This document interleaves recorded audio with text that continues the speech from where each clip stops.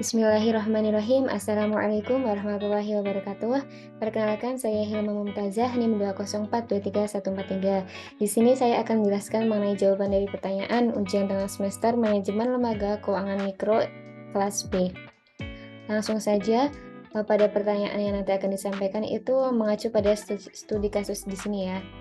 Jadi langsung saja pertanyaan dan jawaban. Pertanyaan yang pertama di sini sudah ditulis, lalu jawabannya dari saya, yakni masalah-masalah pengentasan kemiskinan dengan melakukan pemberdayaan ekonomi melalui penyaluran untuk kegiatan ekonomi produktif.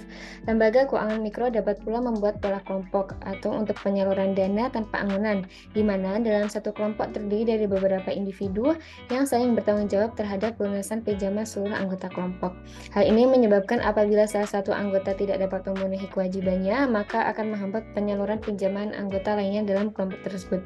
Jadi dalam penyaluran dana LKMS nanti, jika dalam kelompok ini dalam meminjam uang itu terdapat hambatan, nah itu nanti akan menghambat penyaluran pinjaman kepada anggota yang lainnya. Jadi harus saling bekerja sama dalam peminjaman kelompok ini.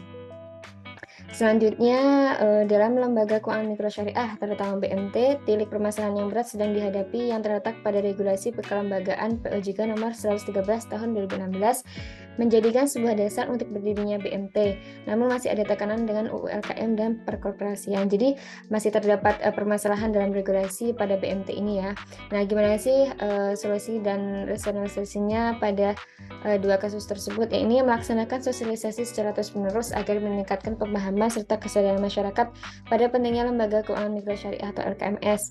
Dalam jangka menengah panjang, sebuah harmonisasi regulasi LKM melalui koordinasi antara pihak berwenang dalam merumuskan sebuah peraturan sejenis ketentuan teknis. Nah, dalam perkembangan industri perbankan syariah dapat ditelusuri dalam dukungan regulasi yang diperolehnya. Sebaliknya, lambatnya perkembangan perbankan syariah mampu berasosiasi dengan adanya minim regulasi yang sangat mendukung.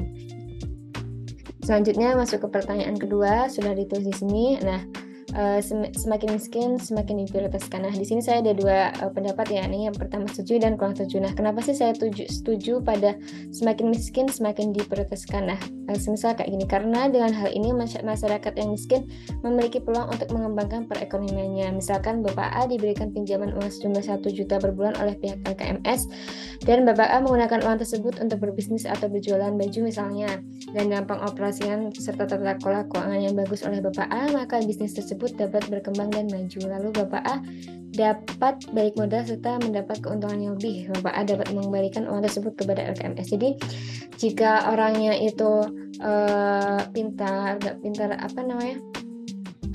baik dalam pengelolaan uangnya, nah saat meminjam uang pada LKMS ini, Bapak A ini menggunakan uangnya ini untuk berbisnis. Nah, karena tata kelolanya bagus dalam bertransaksinya dan akhirnya bisnisnya ini berkembang dan maju, akhirnya balik modal dan mendapat kelebihan lebih dari uang tersebut. Nah, nanti beliau dapat mengembalikan uangnya pada LKMS. Nah, kurang setujunya itu kenapa sih saya pada semakin miskin semakin diprioritaskan? Nah, jika kurangnya edukasi terhadap masyarakat mengenai LKMS dan bisa terjadi kasus seperti halnya pada soal di mana masyarakat yang kurang paham akan LKMS membuat mereka kurang memahami pemanfaatan dana yang diberikan LKMS nantinya. Jadi semakin miskin semakin diprioritaskan. Nah, jadi beberapa mungkin terdapat orang yang sudah renta ya, sudah sepuh. Nah, beliau-beliau ini mungkin kurang dalam teknologi, jadi kurang mengetahui tentang tentang informasi yang ada pada LKMS. Jadi pada seperti kasus yang tadi di awal disebutkan, terdapat pesaing atau rentenir yang mengatakan LKMS ini terdapat riba, terus menyangkut pautkan agama, yaitu karena adanya riba. Nah, itu karena orang kurangnya informasi, kurangnya gagal dalam kurangnya berteknologi, nanti akan terhasut oleh para rentenir ini dan akhirnya mereka dalam mengembalikan uangnya itu tersendat atau bisa juga ditahan oleh rentenir tersebut. Nah, ini yang permasalahan yang C. bagaimana menanggulangi permasalahan atau kekurangan yang melekat. Nah, itu kalau menurut saya yang pertama menyelenggarakan pembinaan dan sosialisasi kepada masyarakat terkait LKMS. Nah, ini penting banget biar orang-orang tuh tahu LKMS itu seperti apa, penggunaan dananya itu bisa digunakan untuk apa dan lain sebagainya. Lalu adanya pembinaan kepada masyarakat agar rasa ketidakpercayaan akan mampu hilang. Nah, yang tadi tidak percaya karena dihasut oleh para rentenir tentang adanya riba dan lain sebagainya. Lalu melakukan kerjasama dengan LKMS yang lainnya untuk mengetahui kelebihan kekurangannya itu seperti apa sih pada LKMS kita ini. Lalu yang terakhir menentukan lokasi yang strategis. Nah, ini juga penting untuk keberlangsungan LKMS selanjutnya. Lokasinya itu strategis atau enggak ya untuk penempatan LKMS ini, seperti itu.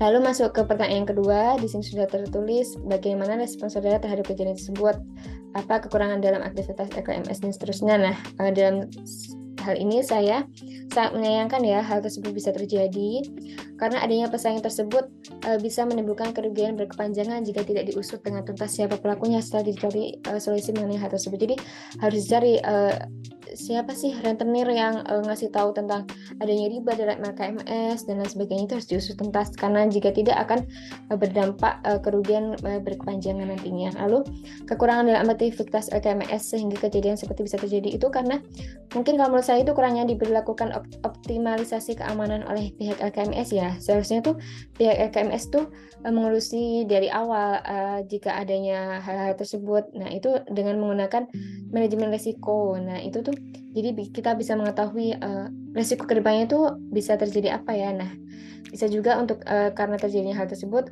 dapat pengalaman ya LKMS ini untuk kedepannya itu bagaimana itu insya Allah sudah tahu untuk solusinya itu seperti apa. Lalu untuk pertanyaan terakhir, kegiatan apakah yang bisa dilakukan untuk mengantisipasi dan atau menangani dalam hal tersebut dalam konsep sosial, budaya, ekonomi. Nah, kalau menurut saya itu konsep sosialnya tuh ya memanfaatkan teknologi digital untuk mengiklankan. Jadi bisa diiklankan lewat TV. Misal tadi ya, kalau orang tua kan rentang ya dalam teknologi bikin HP. Nah, kalau TV kan mungkin insya Allah punya ya di rumah, tapi tidak semuanya, tapi mungkin insya Allah punya. Nah, itu LKMS ini bisa membuat iklannya pada TV. LKMS ini produknya seperti apa dan lain sebagainya, memberikan pelayanan terbaik tentu. Lalu konsep budaya, tunjukkan keunikan produk dapat membedakan LKMS dari para pesaing. Jadi kita harus ngasih tahu produk kita tuh seperti apa, beda dari yang lain, mungkin dari hal pakaian ya, pakaian menurut LKMS itu seperti apa. Nah, kita bandingkan dengan para internet itu yang tidak jelas asal usulnya, mereka tuh mendapat informasi dari mana kan kita belum tahu. Kita harus ngasih tahu dengan keunikan tersendiri pada LKMS ini. Lalu konsep ekonominya, pesaing bukan untuk dijadikan musuh, tetapi pesaing harus dijadikan sebagai pemicu untuk selalu menciptakan kreasi. Jadi jangan selalu dijadikan musuh ya rentenir kayak gitu atau enggak pesaing-pesaing itu. Jadi bisa kita gunakan untuk kekurangan kelebihannya mereka tuh apa sih. Nah, kita pelajari lalu kita kita kembangkan LKMS kita ini menjadi lebih baik dan kita kita basmi sih, kita kasih solusi rentenir ini tidak baik, itu gimana caranya. Nah, kita harus berpikir inovatif tentang hal tersebut. Lalu perhatikan lokasi bisnis Anda seperti yang tadi, kita harus mencari lokasi yang strategis ya untuk penempatan LKMS ini. Lalu sekian dari saya, terima kasih. Apabila ada salah kata, saya mohon maaf. Wabillahi taufiq wal hidayah. Assalamualaikum warahmatullahi wabarakatuh.